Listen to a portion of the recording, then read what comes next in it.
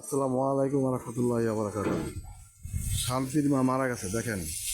এই রাস্তাটা পানির জন্য আবার পুনর্নির্মিত হচ্ছিল।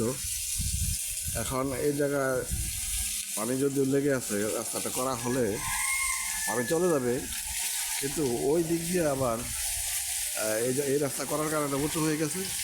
আবার আগেরটা সাবেক রাস্তাটা আবার পানির নিচে তলিয়ে যায়। এখন এই বালির বাঁধের মতো অবস্থা আর কি। একদিক দিয়ে বাঁধ দিলে আবার আর দিক দিয়ে ছুটে যায়।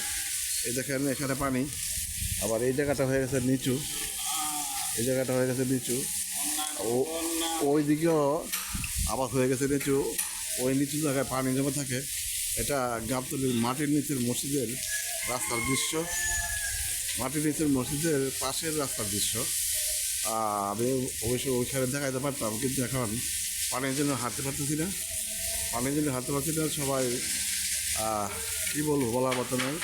আপনারা একটু কমেন্টে জানিয়ে দেন কী করা যায়। এটা বালির বাঁধ, অর্থাৎ একদিক দিয়ে বাদ দিলে আরেক দিয়ে বাঁধ ছুটে যায় আর কি, ছুটে যায়। এখন করার কিছু নাই। এই জায়গায় উন্নয়ন করা হচ্ছে, আবার ওই জায়গাটা নিচু হয়ে গেছে। বৃষ্টি হলে পানি। ধন্যবাদ।